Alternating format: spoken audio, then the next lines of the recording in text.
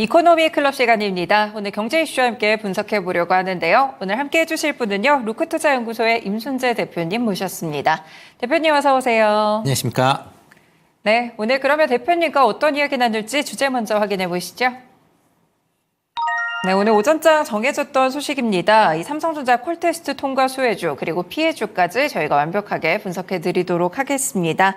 네, 대표님 일단 삼성전자 HBM3 8단에 대해서 콜테스트가 통과가 됐다. 이렇게 로이터 통신 측에서 보도가 나왔었고요. 이후에 삼성전자 측에서는 아직 진행 중이다. 이렇게 선을 긋는 모습들도 있었어요. 이 소식을 어떻게 저희가 봐야 될까요? 정말 통과를 한 것일까요? 일단은 뭐 통과가 임박했다라는 게 좀 더 맞지 않을까라는 생각을 네. 해보고 있습니다. 일단 뭐 로이터 통신이 오늘 아침에 이제 짜로 나온 거는 익명의 이제 복수 3명 정도의 이제 엔비디아, 그다음에 삼성전자 이제 관계자를 통해서 삼성전자가 3E D램에 대해서 지금 뭐 8단 같은 경우는 이제 콜테스트를 통과했고요. 그다음에 12단 같은 경우는 현재 콜테스트를 진행 중이다라고 지금 발표한 그런 상황, 보도란 그런 상황입니다. 일단 뭐 삼성전자는 2개 다 통과는 아직 못했고 아직 콜테스트가 진행 중이다라고 이제 발표한 그런 상황이고요. 뭐 최근에 이제 로이터 보도를 본다라고 하게 되면 삼성전자발 볼도가 좀 많이 이루어지고 있는데.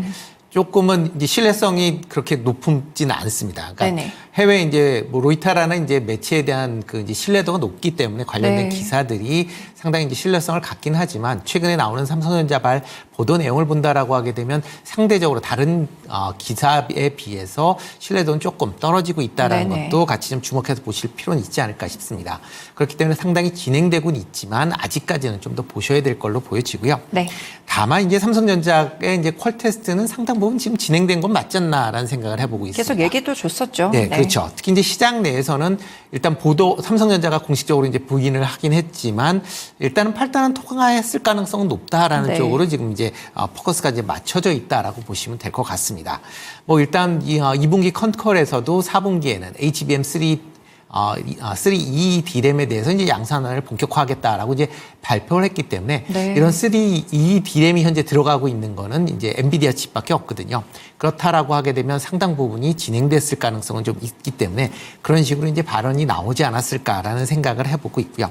특히 이제 3분기에 콜테스트를 통과하고 그다음에 4분기서부터 본격적으로 양산화한다라고 하게 되면 삼성전자의 콜테스트와 같이 이제 뭐 같은 그런 이제 상황이 되기 때문에 사람들은 뭐 대부분 이제 투자자들은 그렇게 이제 진행이 되고 있다라고 보시면 될 것 같습니다.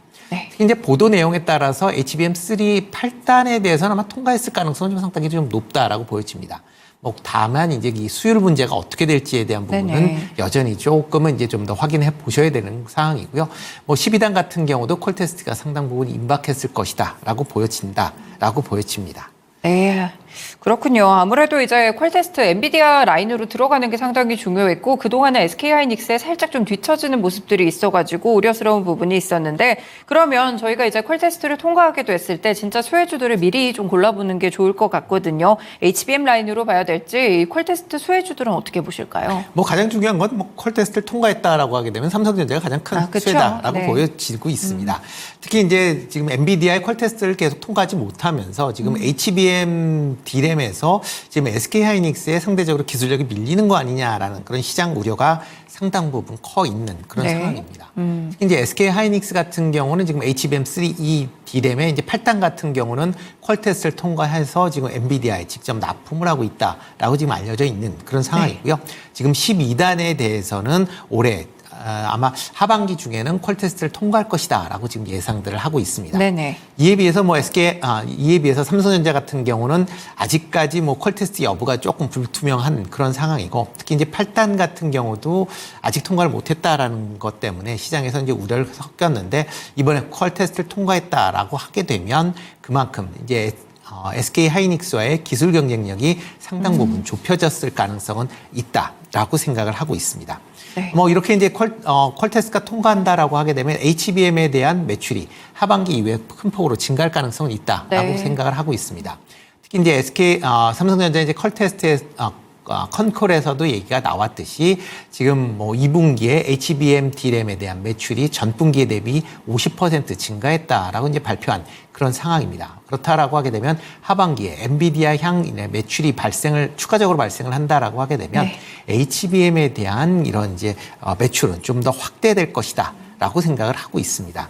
특히 4분기 이후에 양산화가 본격화된다라고 하게 되면 그 속도가 좀 더 빠르게 이어질 가능성은 있다라고 보여지고요. 네. 그러면 삼성전자의 이런 하반기 이후에 이런 반도체 관련된 실적은 뭐 시장 예상보다도 더 빠르게 확대될 가능성은 있다라고 보여집니다.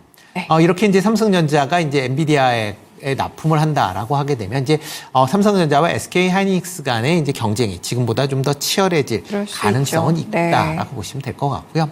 특히 이제 지금 HBM3E에 대해서 지금 얘기는 하고 있지만 내년부터는 HBM4로 이제 넘어간다라고 네. 보면 이런 이제 HBM4와 관련된 경쟁이 좀 더 좀 더 심화될 가능성은 있다라고 보여집니다.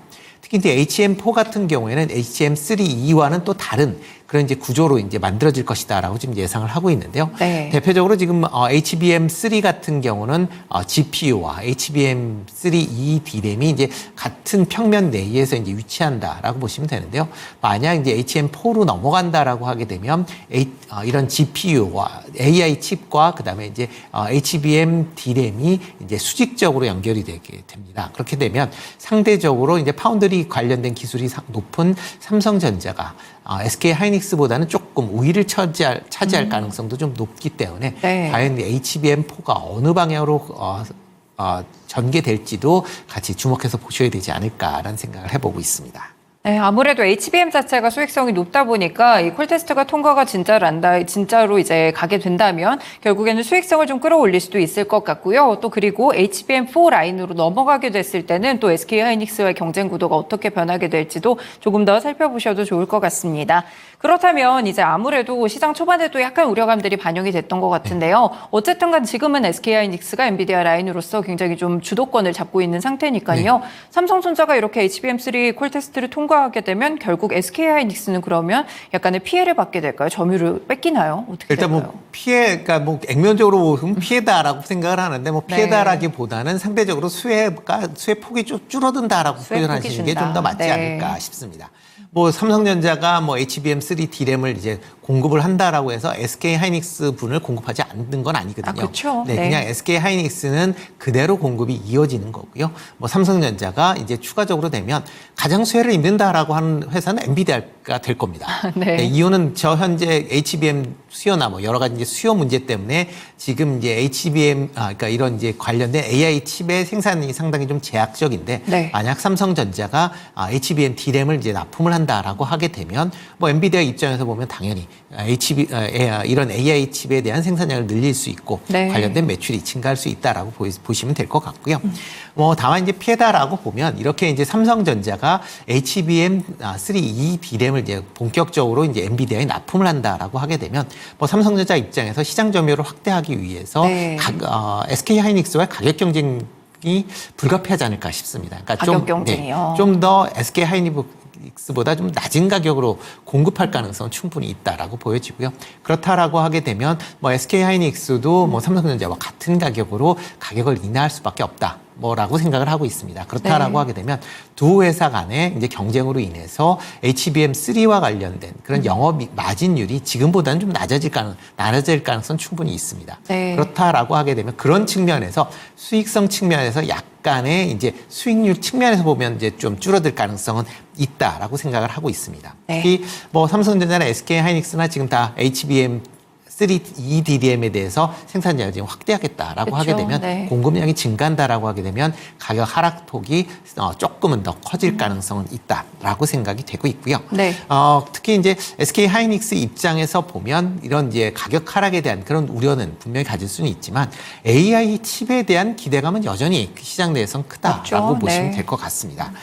일단 뭐 가장 큰 이유가 뭐 지금 뭐 엔비디아뿐만 아니라 여러 회사들이 지금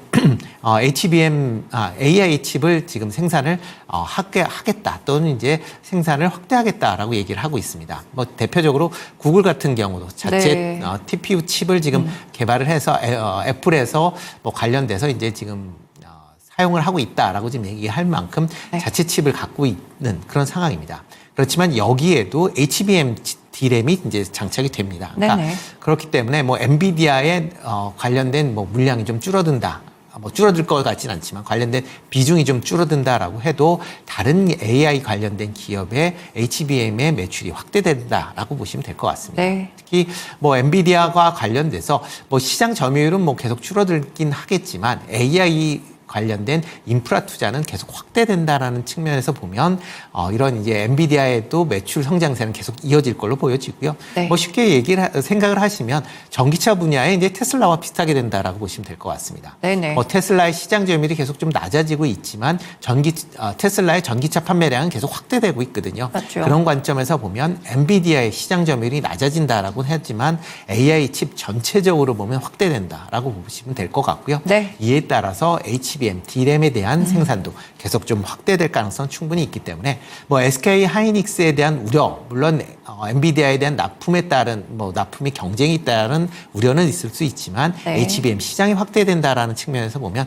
그 우려는 좀 과하다라고 보여지고요. 네. 이뿐만 아니라 지금 뭐 업황에 대한 이제 개선 기대감도 있습니다. 지금 그렇죠. 뭐 그러니까 지금 뭐 HBM에 대해서 시장에서 관심을 많이 갖고 있지만 전체 반도체 시장 내에서 메모리 반도체 시장 내에서 시장 비중은 한 20%대에 불과합니다. 그러니까 네. 나머지 70% 넘는 부분이 지금 레거시 반도체에 대한 이제 매출이다라고 보시면 될 것 같고요. 네. 최근에 이제 전방 산업이 이제 ICT 산업이 조금씩 이제 바닥을 찍고 회복을 하는 그런 네네. 모습을 보이고 있습니다. 이에 따라서 D램이나 랜드 가격이 올라가고 있고요. 이에 따라서 생산량도 지금 확대되고 있다라고 보면 뭐 반도체 HBM뿐만 아니라 레거시 제품의 이런 네. 실적 부분도 개선되고 있는 상황이 이어지고 있기 때문에 뭐 반도체 상황 관련돼서는 뭐 전혀 뭐 업황에 대한 그런 우려감은 없다라고 보시는 게 맞지 않을까 싶습니다.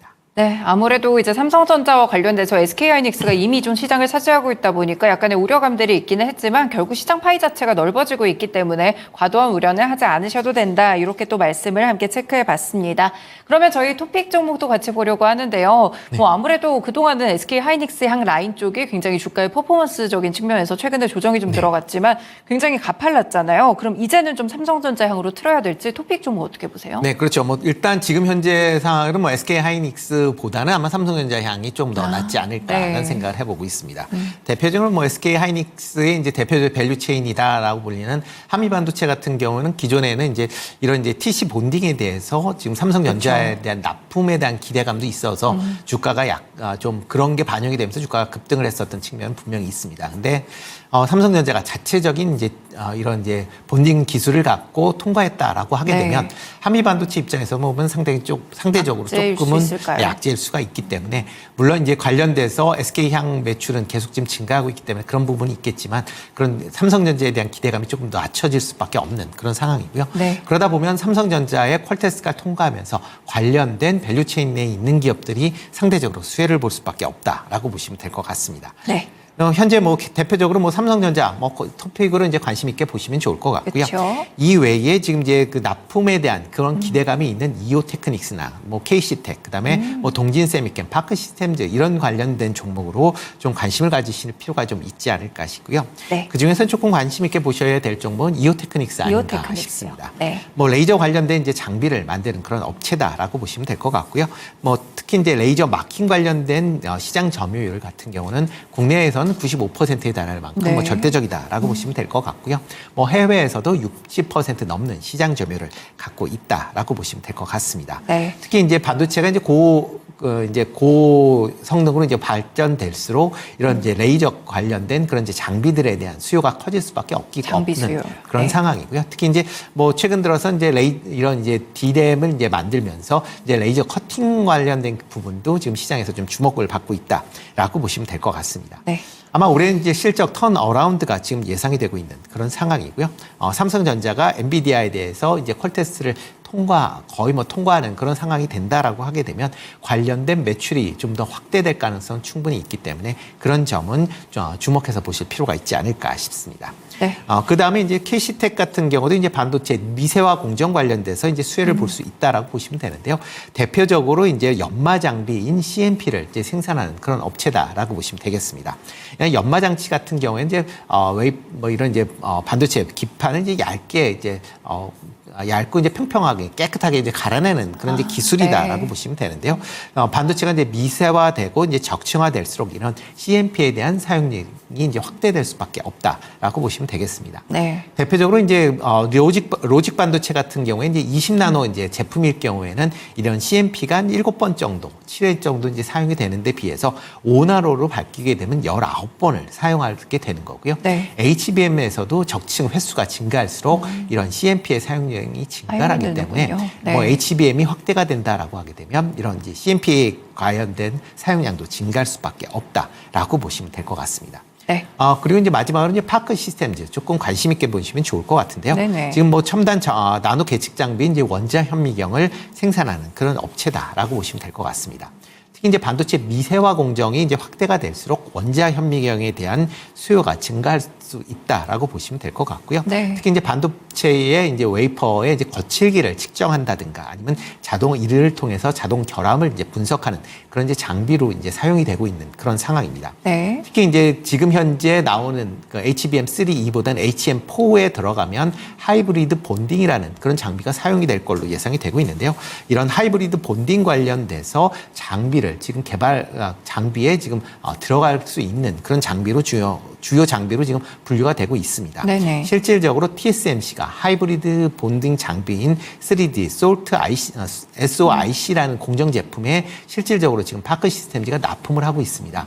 그러니까 향후에 하이브리드 본딩으로 넘어간다라고 할 때 상대적으로 수혜가 좀 더 많이 입을 것으로 예상이 되고 있고요. 네. 뭐 최근에 이제 미세와 관련돼서 여러 이제 반도체 장비의 발주가 일어날수록 이런 파크 시스템즈의 실적 개선세도 뭐 이뤄질 걸로 보여지니까 그런 점에서 좀 더 주목해 보시면 어떨까 싶습니다. 네, 삼성전자뿐 아니라 장비 기업들을 많이 알려주셨어요. 이오테크닉스라든지 KC텍 그리고 파크 시스템즈까지 함께 좀 주목해 보시면 좋을 것 같은데요. 동진 세미캠도 앞서서는 하나 언급을 좀 주셨던 것 같은데 이 소재 쪽에서는 좀 찾아볼 만한 파트가 있을까요? 네, 일단 뭐 소재 관련돼서도 이제 전공료 관련된 업체들은 이제 관심점을 좀 네. 많이 받으실 필요가 있지 않을까 싶습니다. 뭐 그 대표적인 기업이 이제 동진 세미캠이다라고 보면 될 것 같고요. 이외에 이제 EUV 관련돼서 이제 SNS텍 같은 경우도 좀 같이 관심 있게 보시면 어떨까 싶습니다. 네, 알겠습니다. 삼성전자 향으로 다시 한번 주목도 높여보시면서 관련 기업들까지 함께 체크해 보시면 좋을 것 같네요. 대표님 오늘 말씀 여기까지 듣겠습니다. 고맙습니다. 네, 고맙습니다. 네, 이렇게 이코노미 클럽 시간에서는 오늘 발생한 이슈였죠. 삼성전자 HBM3 콜테스트 관련된 통과 이야기 그리고 수혜주와 피해주에 대해서 자세하게 분석해드렸습니다. 오늘 함께해 주신 분은 루크투자연구소의 임순재 대표님이었습니다.